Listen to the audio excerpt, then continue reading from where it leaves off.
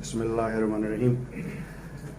अच्छा, सबसे पहले ये कि I was the associate professor and heading the unit of Lahore general hospital for the last 6 years, but my substantial post in Public Service Commission was an assistant professor, and this is the post currently in services. And regarding this today's talk, इससे पहले मैं एक कहानी सुनाना चाहता हूँ, सच्ची कहानी। ये बात है तकरीबन 1990s की, सरगोदा के अंदर। अच्छा, सरगोदा का इलाका था और वहाँ पे एक फैमिली रहती थी, और फैमिली में वालिद साहब की डेथ हो चुकी थी 80s में। तो वहाँ पे एक बच्चे थे और वालदा थी। वालदा को सर दर्द रहा करती थी, चेक करवाते थे तो ब्लड प्रेशर का मसला आता था। वो लोकल फिजिशियन के पास जाते थे, वहाँ पे जनरल फिजिशियन के पास। सरगोदा में उस दौर के अंदर गवर्नमेंट सेक्टर इतना पॉपुलर नहीं था, शायद आज भी ऐसा ही हो। प्राइवेट सेक्टर काफ़ी ज़्यादा था और उसकी बैकबोन जैसे किसी भी सेक्टर में जनरल फिजिशियन से बनती है, वहाँ पे भी ऐसे ही था। तो वो भी खातून अपने छोटे बच्चों को लेकर जनरल फिजिशियन के पास जाया करती थी। सर दर्द के लिए वो डॉक्टर साहब कोई चीज़ देते थे, वो दर्द की गोली लेके आती थी, खा लेती। और ब्लड प्रेशर उनका बताते थे ज़्यादा हो गया, आप कल चेक कर लीजिएगा। वो दोबारा जाती थी, बीपी आज बेहतर है, तो फिर चलो ठीक है। इस तरह वो दर्द की गोली का नाम याद करवा दिया गया उस खातून को कि आपको जब दर्द हो सर में तो खा लीजिएगा। अब वो ग्रॉसरी का पार्ट बन गई, गोभी आनी है, सब्जी आनी है, तो साथ वो गोली भी आनी है। अब जब सर दर्द होनी है तो कई दफ़ा उस फिजिशियन के पास जाना है, कई दफ़ा नहीं जाना, वो गोली खा लेनी। इस तरह वक्त गुजर गया और ब्लड प्रेशर जो सा बढ़ता रहा, उसके कोई टेस्ट एडवाइस नहीं हुए। अल्टीमेटली हुआ ये कि फिर बच्चे बड़े हो गए, बच्चों में से कुछ जो उनसे मेडिकल प्रोफेशन में चले गए, उन्होंने टेस्ट करवाए तो पता चला 1993 से जो आदत पड़ी हुई थी कि गुर्दे जो उनसे हैं वो ख़राब हो चुके हैं। दोनों गुर्दे छोटे हैं और गुर्दे के अंदर एक मर्ज था जीएन नाम से, वो डायग्नोज नहीं हुआ, उसके कभी टेस्ट ही नहीं हुए क्योंकि डॉक्टर साहब ने बताया नहीं। अफोर्डेबिलिटी इतनी थी नहीं कि उस टाइम किसी बड़े डॉक्टर के पास जाते, गवर्नमेंट सेक्टर में था कोई नहीं। फिर आहिस्ता आहिस्ता वो डॉक्टर जो उनसे हैं वो फिर स्पेशलिस्ट बन गए और उसके बाद वो नेफ्रोलॉजिस्ट भी बन गए। वो मैं हूँ। और ये मेरी असली story. I lost my mother last year and she was on dialysis. इसको बताने का मकसद ये है कि जो हम कर रहे हैं ये मेरे हार्ट के बड़ा करीब है। मैं इस तरफ इसको इसलिए नहीं कर रहा कि कंपनी की मशहूरी कर लूँ। अल्लाह का शुक्र है, अब अल्लाह ने प्रैक्टिस भी इतनी चला दी है कि मुझे कोई ज़रूरत नहीं मशहूरी की। ऑलरेडी ये बच्चे जो उनसे इतना अच्छा काम करते हैं कि यूट्यूब पे भी पैगाम चला जा रहा है। ये करने का मकसद ये है कि general physician is the backbone, और बहुत सारे लोग जो नॉन अफोर्डिंग हैं वो अपने कंसल्टेंट के पास जा ही नहीं पाते। अभी भी मेरे पास जब आते हैं पेशेंट्स तो ऐसा लगता है कि जनरल फिजिशियन वाकई उनके फैमिली का हिस्सा है। वो आपके बारे में जब बात करते हैं तो वो इस तरह ही बात करते हैं जैसे बड़े भाई की बात कर रहे हैं। इतना स्ट्रॉन्ग बॉन्ड अगर है तो कंसल्टेंट से तो मिलना है 3 महीने 6 महीने बाद, इस दौरान में उन्होंने सिर्फ आपसे मिलना। फ़र्क ये है वक्त का पहिया गुजर गया। अब माशाल्लाह आज के general physicians are so good, all of you are so good माशाल्लाह, अप टू डेट। लेकिन एक और प्रॉब्लम आ गया, वो ये कि जो half life of medical knowledge है वो बड़ी ही शॉर्ट हो गई। आप यकीन माने, जो चीज़ें 2010 तक तकरीबन 5 साल लेती थी अपडेट होने में, अब वो 6 मंथ्स के अंदर चेंज हो जाती। अब अगर कोई डॉक्टर, वो जनरल फिजिशियन है या वो कंसल्टेंट है, वो स्पेशलिस्ट है, और वो पढ़ नहीं रहा या वो सीख नहीं रहा, तो कुछ अरसे में वो एक हमारे जिस्म की अपेंडिक्स है, वो बेकार हो जाएगा। वो पेचकस बन जाएगा जो किसी पेज में फिट नहीं होता, और घर में वो पेचकस जो किसी पेज में फिट ना हो वो किसी काम का नहीं रहता। इसमें बहुत बड़ी नेकी जो ये फोरम कर रहा है वो ये है कि एक दिन के अंदर मैं सारी किताबें सारी स्पेशलिटीज़ की नहीं पढ़ सकता। हम एक दूसरे के नॉलेज से जब शेयर करते हैं, मैं आपसे सीखता हूँ और कुछ हम मिल के डिस्कशन से सीख जाए, तो ये बहुत बड़ी नेकी है सर। इसके लिए मैं खराज तहसीन इस फोरम को भी पेश करता हूँ, जो ये हमेशा से लोगों के लिए अवेयरनेस और डॉक्टरों के लिए अवेयरनेस करते हैं। ये एक सदका जारिया है जिसका इंशाअल्लाह ताला आपको बहुत बड़ा अजर मिलेगा। अब नीयत का खुलूस अल्लाह ताला इंशाअल्लाह देगा। दूसरी चीज़ सर, मेरे नज़दीक बहुत सारे ऐसे टॉपिक हैं और डेली यकीन माने कि अब जब मेरा पीए बताता है कि सर आज वो पेशेंट सिक है और वो आपको दिखाना चाहता है, मैं लेकिन हमारे पास स्लॉट नहीं है, तो मुझे श्योर होता है कि सर वो आपसे तो मिल सकता है। तो अब मैं खुद चाहता हूं कि मैं वो टॉपिक्स जो डेली अपडेट हो रहे हैं, जिनके बारे में आप बड़ी आसानी से ट्रीट कर सकते हैं, चाहे वो मेरे पास तो 3 मंथ्स के बाद आए, हम वो आप तक पहुंचा दें। और वो ऑलरेडी हो सकता है आपको पता हो, लेकिन रिफ़्रेश हो जाए, मेरी दोहराई हो जाए, हमारी दोहराई हो जाए। इसके अंदर ब्लड प्रेशर यंग लोगों में इतना ज़्यादा है और उसकी वो वजह जो किताबों में लिखी थी वो अब है ही नहीं। किताबों में यहाँ पे हमारी नस्वार जोन सी है जिसका JF-17 लिखा होता है, जिसके ऊपर आपने शायद देखी ना हो, हमारे यहाँ नस्वार के 7 से 8 रंग हैं, उसके अंदर लिकोराइस मलेठी डाली जाती है ताकि जूही ज़बान पे डालें एकदम उनको फीलिंग अच्छी है। कुछ लोगों को उनसे ब्लड प्रेशर, कुछ लोग ऐसी अद्वियात इस्तेमाल कर रहे हैं जो उस वक्त थी नहीं जब हमारी किताब लिखी गई। कुछ ऐसी ड्रग्स ऑफ अब्यूज़ हैं, आइस और इस तरह की चीज़ें इतनी हैं। बच्चे कंसंट्रेशन पेपर देने से पहले कुछ ऐसी दवाइयाँ खा रहे हैं जिनसे ब्लड प्रेशर हो रहा है, माँ बाप को नहीं पता और सॉरी टू से हम डॉक्टर्स को भी नहीं पता। हर्बल मेडिसिन में बहुत सारी ऐसी चीज़ें हैं। एक बड़ा मशहूर सिरप है जो सिगरेट कोई बंदा पीता है और साथ वो खांसी खुश्क के लिए रोज़ाना पीता है, स्याह प्लस मलेठी। तो उस मलेठी की वजह से उसका बीपी हाई रहता है, वो बीपी की दवाई बढ़ाता रहता है, तो उससे फसाद ख़त्म नहीं होता।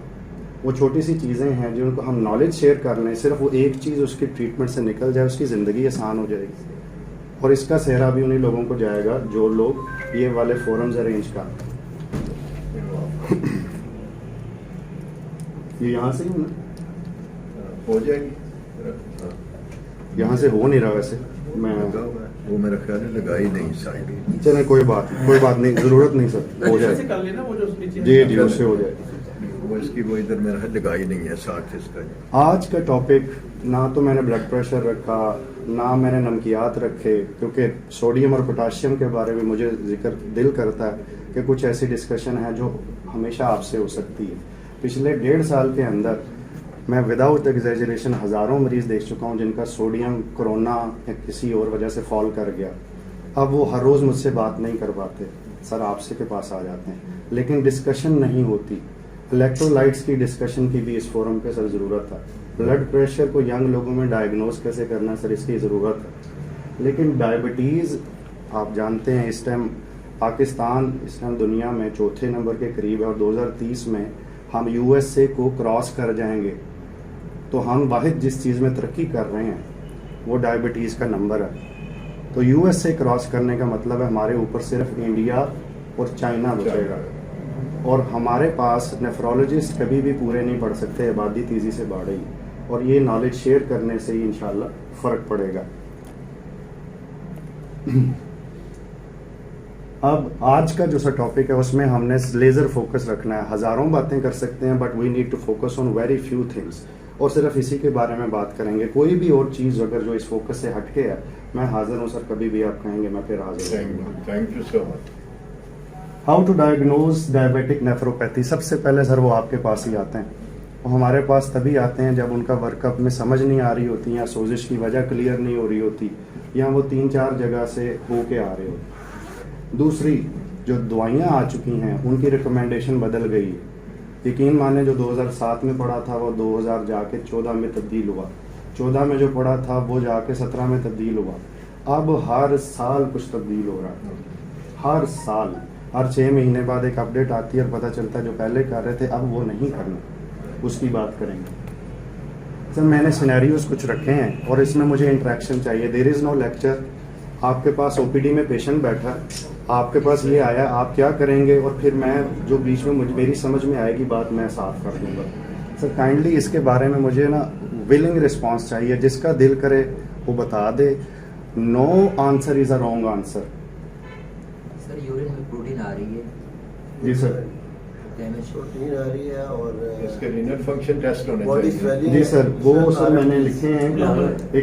एक तकरीबन डेढ़ उम्र का आदमी है, शुगर को अभी 2 साल हुए हैं, as presented with a 3 week history of body swellings.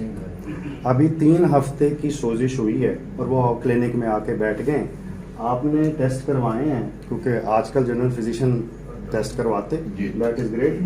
RFTs normal आए हैं, अल्ट्रासाउंड करवाया सर, वो भी नॉर्मल आया, साइज में कोई प्रॉब्लम नहीं।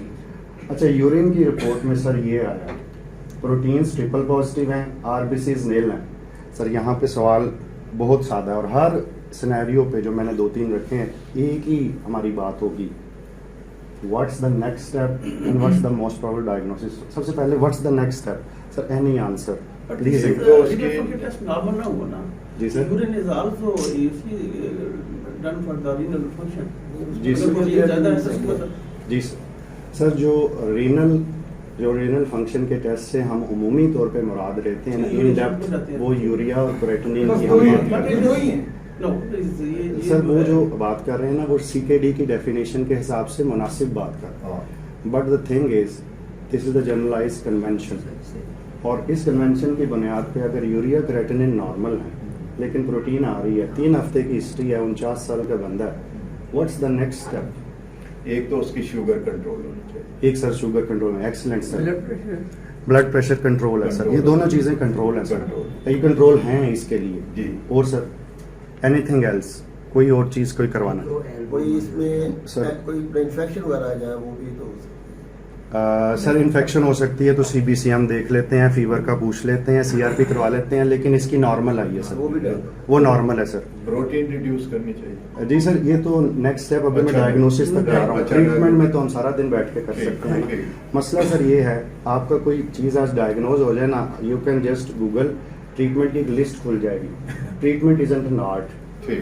डायग्नोसिस इज एन आर्ट, तो will try to focus on this. तो ये लेजर फोकस हमारा सिर्फ कुछ चीज़ पे ठीक। रहेगा। और मैं जो आज ट्रीटमेंट की सर बात करके जाऊँ, यकीन माने 6 महीने बाद दोबारा आके मैं बताऊंगा, मैं जो बता रहा था, होना नहीं करना, होना है करना।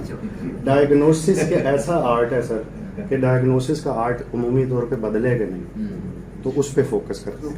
कोई थायराइड के साथ भी हो सर थायराइड भी ठीक है। अच्छा सर, आपने माइक्रोएल्बिन्यूरिया कहा, इसमें एक रिक्वेस्ट ये है कि जब यूरिन में ट्रिपल पॉजिटिव प्रोटीन आ जाए तो फिर microalbuminuria. Sir every question, every comment is a great question, thank you for letting me know, please बोलें। लेकिन मेरा अगला स्टेप ये है, वंस माइक्रोएल्बिन्यूरिया है तो फिर हम प्रोटीन क्रेटिनिन रेशो की तरफ चले जाएंगे। अच्छा सर, प्रोटीन क्रेटिनिन रेशो फर्ज करें आ गई, वो 3.5 ग्राम आ गई। अब अगला सवाल ये है कि इस पेशेंट का डायग्नोसिस क्या है आपके ख्याल में? मोस्ट प्रोबेबल डायग्नोसिस, जाहिर है कंफर्मेशन में अलॉट ऑफ पॉसिबिलिटीज, लेकिन प्रोबेबिलिटी हमने सोच का एक अंदाज बना। नेफ्रोटिक सर, डायबिटिक नेफ्रोपैथी ये है या नहीं है?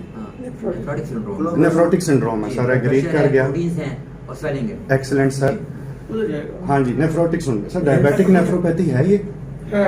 है सर। सर डायबिटिक नेफ्रोपैथी है आपके ख्याल में सर? कोलेस्ट्रॉल वगैरह सर कोलेस्ट्रॉल भी बढ़ा हुआ है सर। नेफ्रोटिक सिंड्रोम तो हो गया, but diabetes is one of the cause of nephrotic. मैं पूछना ये चाह रहा हूँ, नहीं, हम डायबिटिक नेफ्रोपैथी सोच रहे हैं हाँ। या नहीं, और फिर हम बात करेंगे क्यों, क्योंकि ये जो सर क्यों वाला सवाल है, सारा एक्सरसाइज आज की यही है सर। ब्लड प्रेशर भी चेक होना चाहिए। अच्छा सर, ब्लड प्रेशर इस पेशेंट का नॉर्मल है लेट्स सपोज, और अगर फर्ज करूं थोड़ी देर में मैं सिनेरियो बदलूंगा, ये नॉर्मल है, ये डायबिटिक नेफ्रोपैथी आपके ख्याल में है या नहीं? है सर। सर कोई आइडिया आपके ख्याल में है कि नहीं?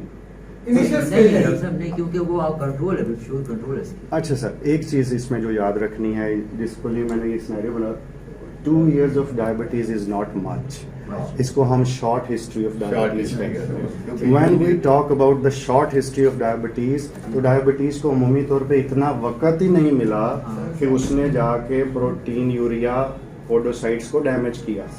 बट वेरी रेयरली हमारे पास पेशेंट्स डायग्नोज ही 10 साल बाद कई दफ़ा हो रहे हैं, अरसे दराज से उसने टेस्ट ही नहीं कराया। ऐसा मुमकिन है?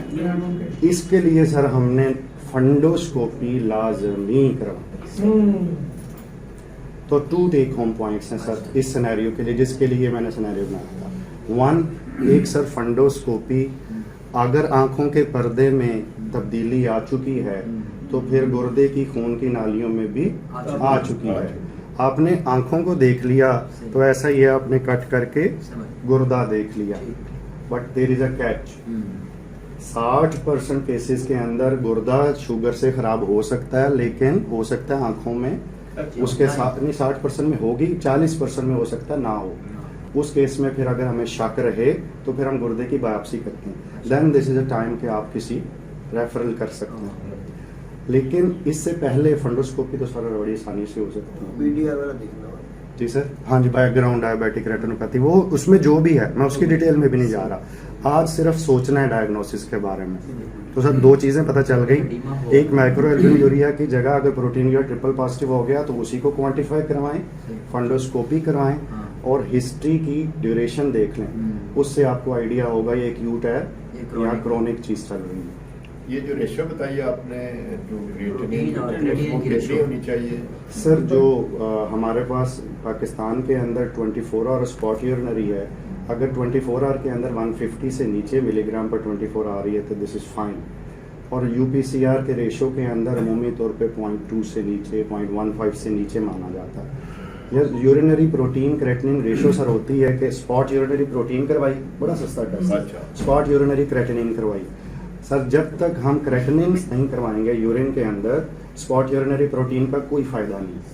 वो इस तरह है कि अगर खला में कोई 300 की स्पीड से चल रहा है तो उसे पता ही नहीं चलेगा कि मैं चल रहा हूँ कि मैं रुका हूँ, साथ कोई है ही नहीं। We need a reference. हम स्पीड में चल रहे हों एक तंग ट्रैफिक में तो हमें बहुत स्पीड लग रही होती है, लेकिन अगर हम खाली सड़क पर 150 की स्पीड पे चल रहे हैं तो बड़े कंफर्टेबल होते हैं। तो spot urinary protein and spot urinary creatinine, patient के पैसे ज़ाया हो जाते हैं जब अकेली प्रोटीन होती है। सर अगला सिनेरियो, मैंने उसी पेशेंट को अब मुख्तलिफ सिनेरियो से आपके सामने लेके आना, वही है sir 49 year old gentleman, 2 years history of diabetes, has presented with a 3-week history of body swellings with uncontrolled blood pressure। उसमें ब्लड प्रेशर सर नहीं था, उसमें ब्लड प्रेशर नहीं था। अब मैंने उसी पेशेंट में ब्लड प्रेशर डाल दिया, क्रेटिनिन बढ़ा दी और अल्ट्रासाउंड नॉर्मल है और इधर ही आरबीसीज आ गए। Sir now what do you think, अब क्या है? अभी हाइपरटेंसिव नेफ्रोपैथी भी है। हाइपरटेंसिव नेफ्रोपैथी हो सकती है, that's a good answer sir. Anybody else? लेकिन इसमें भी उसकी हिस्ट्री शॉर्ट है। हिस्ट्री शॉर्ट है sir, excellent, 2 that's an years excellent point. है, यूजुअली ज्यादा अरसा 5-10 साल लगते हैं उसको। और ये जो अनकंट्रोल्ड ब्लड प्रेशर है ये तो अभी अभी हुआ है ये उसको, भी हुआ। तो इसका मतलब ये है कि कोई ऐसी चीज़ है जिसकी वजह से ब्लड प्रेशर भी बढ़ गया और गुर्दे में सोजिश की वजह से उसमें से ब्लड भी लीक होना शुरू हो गया। तो जब गुर्दे में इन्फ्लेमेशन होती है, ग्लोमेरुलस में इन्फ्लेमेशन होती है, किसी भी जगह इन्फ्लेमेशन होती है तो हम आगे उसके साथ लगाते हैं आइटस। ग्लोमेरुलस के आगे लगवाते हैं तो हम कहते हैं ग्लोमेरुलोनेफ्राइटिस। तो this is a case of acute glomerulonephritis. उसे सोर थ्रोट हुआ था मेरी तरह, अब उसके बाद वो एएसओ टाइटर हुआ और ये हो गया मसला। अब ही आल्सो नीड्स अ विजिट, इसको भी ज़रूरत पड़ेगी ओपिनियन की। लेकिन ये सर 99% ऑफ द केस आपके पास ही आता है। हमारे पास ये तभी पहुंचेंगे जब ये बात कहीं और चली जाए। सर रेटिनोपैथी अंदाजन कितने सालों के बाद? जी sir, that's an excellent question. Sir जो भी सवाल बीच में है साथ साथ करते रहे, I will strongly encourage it. मेरे ख्याल में जी sir. In my opinion it is at least 15 years. Sir that is somewhat true, but एक चीज़ अजीब सी मेडिसिन में आती है कि हम जो चीज़ भी लिखते हैं उसके बाद हम आखिर में ना एक बट का लफ्ज़ लिखते हैं और उसके बाद हम लंबी सी गर्दान शुरू होते हैं, लेकिन ये हो सकता है। दैट इज़ ट्रू कि it takes up to 10 to 20 years. But sir कुछ फैमिलीज़ ऐसी होती हैं, आपको बहुत सारे शुगर के मरीज़ याद आएंगे, उनकी फैमिली के अंदर आंखें के टीके लगा लगा के फंस गए हैं लेकिन गुर्दे ठीक हैं।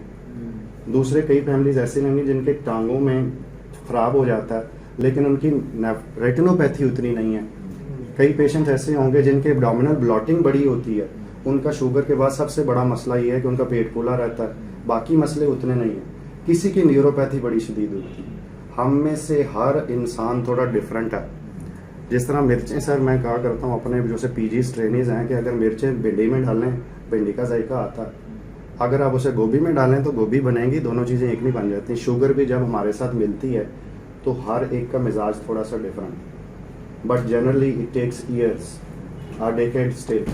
और टाइप 1 डायबिटीज़ जिनको इंसुलिन डिपेंडेंट डायबिटीज़ है, यानी यंग एज में हुई थी, अगर उनका गुर्दा ख़राब है और उनकी आंखों में कोई चेंजेस नहीं, मैं दोबारा दोहरा रहा हूँ सर, ये इंपॉर्टेंट है, अगर गुर्दा ख़राब है लेकिन फंडोस्कोपी पे कोई चेंजेस नहीं, तो शुगर की वजह से गुर्दे ख़राब नहीं होते।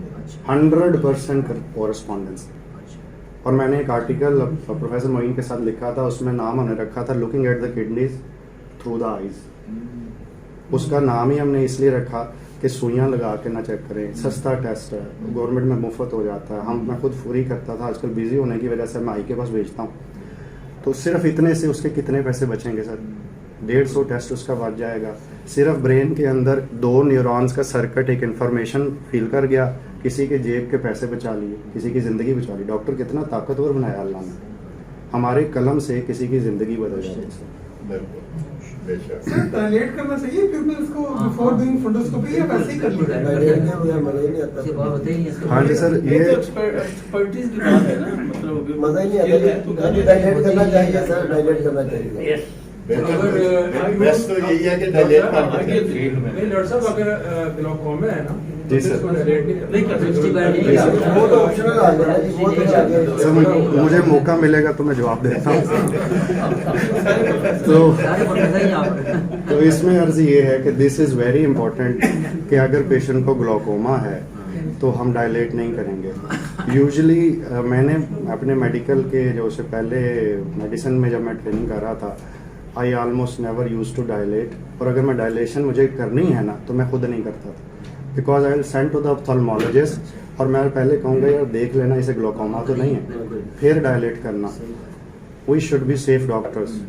हम वो आर्टिस्ट नहीं हैं जो बड़ा कमाल कराटे खेल सकता है, हम किसी काम के नहीं अगर हम सेफ नहीं। यहाँ ब्लडर जरा करिए इसके साथ। तो इस वजह से डायलेट करके मज़ा तो आता, नो डाउट अबाउट इट, कि आप पूरा देख सकते हैं। आई स्ट्रांगली एग्री, वरना मज़ा नहीं आता। लेकिन वो तंग पर्चर से देखने के लिए स्किल लगी मुझे 1 साल, लेकिन उसके बाद मैं उससे भी देख लेता, देखा जा सकता है, लेकिन it's a time taking process, क्योंकि मरीज और आपको थोड़ी देर मेहनत करनी पड़ती है। तो ये क्वेश्चन मेरा हल होगा। इसमें ना एक डिजिटल टोनोमेट्री होती है जी सर। आप अगर आप थोड़ा मेहनत करें या 1-2 बार विजिट कर लें ऑप्थेल्मोलॉजी डिपार्टमेंट में, तो डिजिटल टोनोमेट्री आपको आ जाती है।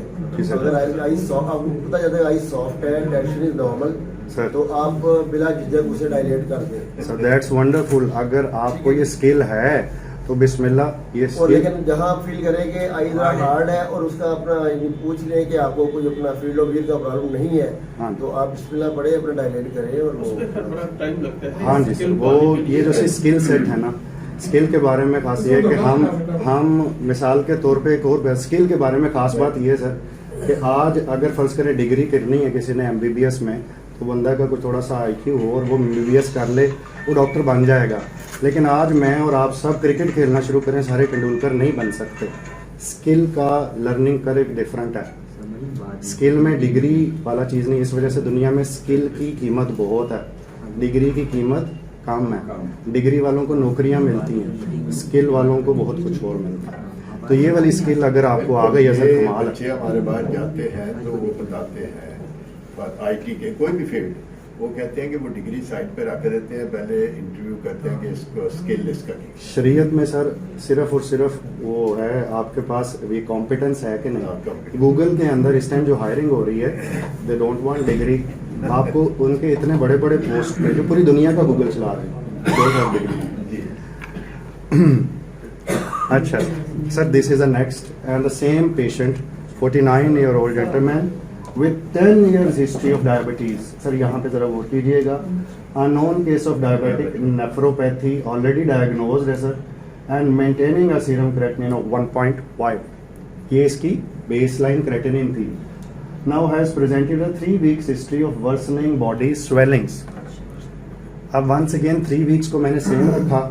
आप ये गौर कीजिए 3 हफ्ते की बॉडी स्वेलिंग से क्या क्या चीज़ें सामने आती हैं। गौर करने की बात है कि सेम हिस्ट्री, अगर आपका पर्सपेक्टिव चेंज हो जाए, तो डायग्नोसिस बदल जाते हैं। सर ये स्वेलिंग जो आप ये बता रहे हैं CKD ये और जनरलाइज स्वेलिंग है या पीडल जो एंकल स्वेलिंग है? सर ये जनरलाइज स्वेलिंग है जिसमें सर predominant- आ गए प्रोटीन भी आ गई तो ये सीकेडे में जा रहे हैं। अच्छा सर, इसमें इस हक में क्या है कि ये सुपर इम्पोज जीएन है, ये कोई इन्फेक्शन है, ये कोई एंसन रिड्यूस नेफ्रोपैथी है, किस तरह पता चलेगा? ये आपको इन टेस्टों से ही बगैर पैसे लगाए आप यहाँ पे अपने क्लिनिक्स में बता सकते हैं। अल्ट्रासाउंड में वैसे Suddenly उसकी इसकी वो maintain- नहीं आई, अपना एक्ोजेनिसिटी नहीं आ रही, नॉर्मल है। सर। सर गुर्दे जो हैं उनकी जो अपेयरेंस है या उनका स्ट्रक्चर है that is normal. Sir creatinine उसकी ज्यादा है, इसका फंक्शनली वो ठीक नहीं है इस वक्त। ठीक है सर। कोई- प्रोटीन भी आ रही है, इट मींस के नेफ्रोपैथीज हैं। Nephropathy, diabetic nephropathy sir. जिसको रिसेंट डिहाइड्रेशन हुई है ठीक है, पेशेंट को ठीक ड्यू है। टू एनी उसको गैस्ट्रोएंटराइटिस है कुछ है। Excellent sir, creatinine that's the point. Stress ultrasound some special stress super जो है आई है on the baseline of this, क्योंकि 1.5 पे तो मेंटेन कर रहा है। Maintain कर रही थी। और एकदम suddenly ये से- रेज हुआ है, दिस मीन कि ये बीपी जो रेज हुई है इसमें कोई ना कोई जो है स्ट्रेस आई है, अब- एनी टाइप ऑफ स्ट्रेस। अब सर मसला ये होता है, इट्स जस्ट लाइक वो अंग्रेज गोरे कहते हैं ना, finding a needle in a haystack. अब अगर इस तरह की सिचुएशन है और पेशेंट को ऑलरेडी गुर्दे का मसला है लेकिन अचानक बढ़ गई है, देयर इज आर्ट अब इसको ढूंढना है, क्योंकि बैकग्राउंड नॉइज है, गुर्दा पहले भी खराब था, अब भी है, कौन सी बड़ी बात। अगर सर ये ग्लोमेरुलोनेफ्राइटिस होता और गुर्दे के मटेरियल में सोजिश होती है, जैसे मैंने थोड़ी देर पहले तो आरबीसीज आ रहे होते हैं। अगर सर पेशेंट्स का ग्लोमेरुलोनेफ्राइटिस पुराना होता तो गुर्दे छोटे हो जाते, श्रिंकल होते। वो भी नॉर्मल है। डायबिटिक नेफ्रोपैथी में गुर्दे छोटे नहीं होते, और बेशुमार दफ़ा मेरे पास आके तकरीबन रोज़ाना कई है कि मरीज़ आके कहता है डॉक्टर ने आपको गुर्दे खराब का कहा है, आपके गुर्दे बिल्कुल ठीक हैं। डायबिटिक नेफ्रोपैथी में छोटे नहीं होते। डायबिटिक नेफ्रोपैथी, अमाइलाइडोसिस और एचआईवी की एक वैरायटी में गुर्दे छोटे नहीं होते। अमाइलाइडोसिस, सर एक्ोजेनिसिटी चेंज हो जाती है। मैंडेटरी एक्ोजेनेसिटी का चेंज होना भी सर लाजमी नहीं है। अच्छा उसकी इकोजेनेसिटी ग्रेड 1 बीच में कई दफ़ा आएगी, मे बी ग्रेड 2 भी आ जाए, लेकिन some time it can be normal. और ये ममीफाइड होते हैं, जिस तरह से पुराने ज़माने में मम्मी होती थी ना, तो वो बाहर से वैसी रहती थी, उसको अंदर से केमिकल लगा के कर देते, तो वो जिंदा तो नहीं है। ये गुर्दे भी बेचारे ममीफाइड हो रहे, लेकिन डायबिटीज़ से हो रहे। अब असल बात ये है कि ये गुर्दे की ग्लोमेरुलोनेफ्राइटिस नहीं हुआ, ये डिहाइड्रेशन भी हो सकती है, ये हो सकता है उसको कोई इन्फेक्शन आया हो, ये हो सकता है कि उसको घुटने में दर्द हुई हो और उसको किसी ने सिंफ्लेक्स या नेफ्रोक्सिन या डाइक्लोरान या पोन्स्टॉन दे दी और कहा 7 दिन के बाद आना, ये हो सकता है उससे हुई हो। सो इस तरह की सिचुएशन के अंदर यू कैन डिसाइड कि यार ये किस तरफ जा रही है। सर कितने दिनों का एनाल्जेसिक यूज जो है वो इस तरह का रीजनल डैमेज कर सकता है? ठीक है सर, इसके बारे में मैंने ना पुकाड़ा जाके बहुत जनरल फिजिशियन का था, नेफ्रोटॉक्सिक ड्रग पूरी एक बनाई हुई है। मैं चाहेंगे तो नेफ्रोटॉक्सिक की मेरी लिस्ट भी है, मैं आ दूंगा आज में सिर्फ। Safely sir it's not a straight answer medicine में। उसकी वजह यह है कि there is no safe dose of NSAIDs once there is CKD, no safe dose of NSAIDs. अगर आपने पेन किलर देनी है then you have to opt for paracetamol. CKD में हम दे ही ना। सीकेडी में सर नो, पैरासिटामोल आप पैरासिटामोल देंगे। लेकिन अगला सवाल है, क्योंकि हम अब एक नेफ्रोपैथी की तरफ एनसेड्स की तरफ चले जाएंगे, मैं थोड़ा सा आपको हिंट देता हूँ।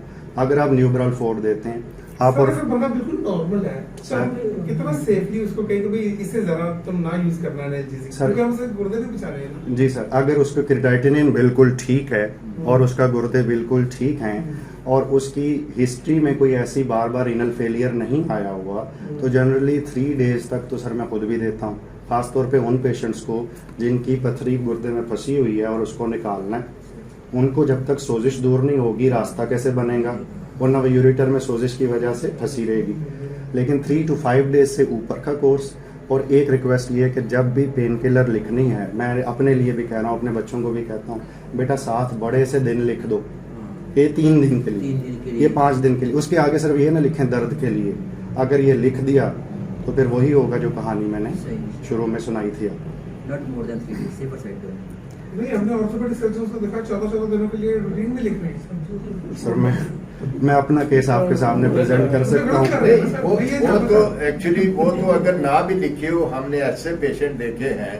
अब एक दफा एक एनसेड लिखी गई है तो वो साल हाथ साल ले रहे हैं। हम साहब भी दे रहे हैं। जी बिल्कुल, साहब भी दे रहे हैं। और वो मेडिकल स्टोर से जाके ना भी नुस्खा हो वैसे भी मिल जाती है। अच्छा sir, this is not recommended कि आप एनसेड्स को फॉर मंथ्स इस्तेमाल कर सकते हैं। दिस इज द प्रैक्टिस, लेकिन दिस इज नोवेयर रिकमेंडेड। लेकिन सर अगर पानी का Short इस्तेमाल courses में। बढ़ा दिया जाए जी सर। तो ताकि जब ये किडनी में से पास हो तो डाइल्यूट हो के पास हो हाँ। तो डैमेज ना करे, तो फिर कुछ अरसे के लिए ये जो आर्थराइटिस के पेशेंट को और रूमेटोलॉजी वगैरह में तो ये काफी यूज होती रही है और पेशेंट सर होती तो ज़रूर रही है, लेकिन मैंने कहा ना मेडिकल नॉलेज हाफ लाइफ अब 6 महीने बची है। अब आप उसी एनसेट्स को निकाल के उसकी मैक्सिमम लिमिट पूछ लें तो वो बता देंगे कि क्या है। सर मेडिकल सूट्स इतने हो रहे हैं इंटरनेशनली कि अब वहाँ पे कोई नहीं लिख सकता, यहाँ पे अभी तक लिखा जा रहा है। आपकी बात में इस लिहाज से थोड़ा सा वजन है कि बहुत सारे मरीजों की टॉलरेंस डिफरेंट है। ऐसे मरीज हैं जो मेरे पास आए हैं 1 साल से ले रहे हैं और क्रेटिनिन 1.4 है, और ऐसे हैं जिन्होंने अभी 15 से 21 दिन ली है और क्रेटिनिन 4 पे चली गई। तो हर इंसान थोड़ा सा मुख्तलिफ है, और अगर इसमें इंटरेस्ट हो गया कैसे आइडेंटिफाई करना है किसको ज़्यादा, तो वो अलग एक topic we can discuss. Sir आखिरी ये सिनेरियो है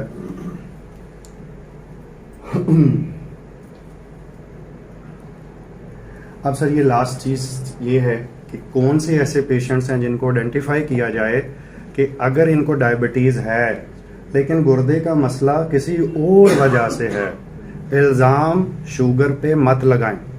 उसके लिए क्या क्या निशानियां हैं जिन पे गौर करना। Number 1 short history of diabetes है, मैंने पहले जिक्र कर दिया हुआ।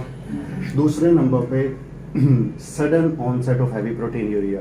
शुगर अचानक ही शुरू नहीं होती और शुगर अचानक ही नेफ्रोटिक सिंड्रोम अमूमी तौर पे नहीं करती। It takes time, it's an insidious disease, it's a creeping disease, ये धीरे धीरे चढ़ती है। रैपिडली वर्सिंग रीनल फंक्शन, 3 हफ्ते के अंदर क्रेटिनिन 1.5 से 3.4 जो अभी बताया था वो नहीं जाता, उसको डिहाइड्रेशन एनसेड्स। दूसरी वजह देखनी है यूरिन में आरबीसीज है कि नहीं, उससे फैसला करना है जीएन हुआ कि नहीं। बहुत सारे पेशेंट को हेपेटाइटिस सी जिनको हमारे मुआशरे में है उनको डायबिटीज़ के ऊपर हेपेटाइटिस सी इंड्यूस ग्लोमेरुलोनेफ्राइटिस होता और वो डिहाइड्रेशन के तौर पे ट्रीट होता रहता, यूरिन में आरबीसीज कोई नहीं देख रहा, और वो हमारे पास जितनी देर में आते हैं क्रेटिनिन तब तक 8 हो जाती है और फिर हमारे पास वो मौका नहीं होता। ये टोटली रिवर्सिबल केस हैं।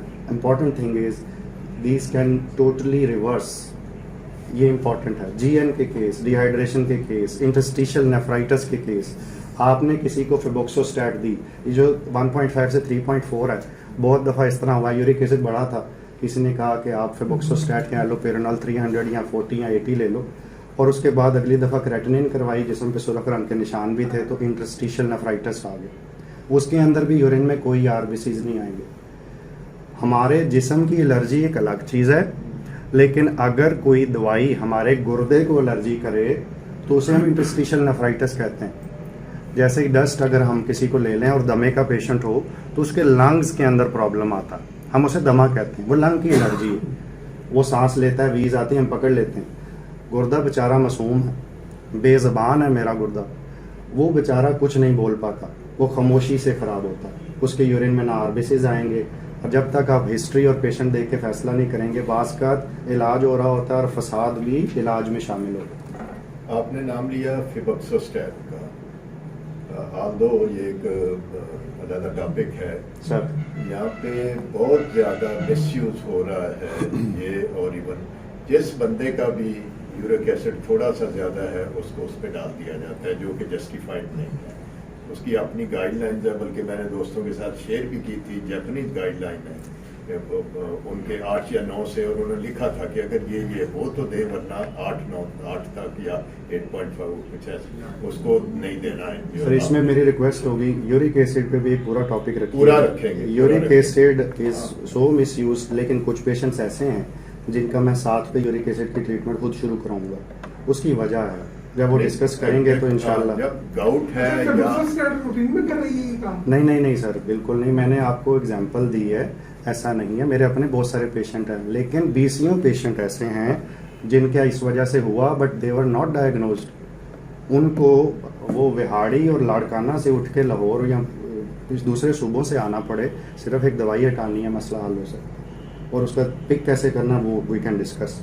ठीक। हीमेच्यूरिया डायबिटिक नेफ्रोपैथी का खासा नहीं है। Lack of diabetic nephropathy retinopathy, ये भी गुर्दे की बायोप्सी की ज़रूरत है। ये तमाम चीज़ें हों तो गुर्दे की बायोप्सी के बारे में डिस्कस करें। एक और चीज़ है जो टिपिकल नहीं है, बुक्स में नहीं लिखी, लेकिन मैं उसे बड़ा इंपॉर्टेंट गर्दानता हूँ और मेरी रिक्वेस्ट ये होगी आप भी इस बारे में गौर करें। शुगर के मरीज़ के अंदर प्रोटीन यूरिया होता है। ये पेशेंट अमूमी तौर पे सूजे हुए होते हैं। अभी क्रेटिनिन 2-3 पे जाता है जिस्म और जाके जिस्म सूज जाता है। कुछ पेशेंट्स ऐसे होते हैं 5 क्रेटिनिन है लेकिन सोजिश नहीं हो रही, कुछ तो डिफरेंट है। उस मर्ज में की डिटेल ज़रा डिफरेंट है, उसमें बहुत कुछ आ सकता है, मैं उस डिटेल में नहीं जा रहा। आप सिर्फ ये टैग लाइन याद रखें कि अगर क्रेटिनिन बहुत ज़्यादा है लेकिन पेशेंट को यूरिन बेहिसाब आ रहा है, दैन समथिंग इज़ फिशी, उसको बायोप्सी की ज़रूरत हो सकती है। सर अब मैं दवाइयों का चीदा मुआयना करूँगा और ये रिस्पॉन्स डिपेंडेंट है। मैंने सिर्फ वो बात करनी है जो लेटेस्ट गाइडलाइंस आई हैं गुर्दे के मरीज़ में शुगर को मैनेज कैसे किया जाए, और ये भी बहुत ज़्यादा मिसमैनेज हो रहा है।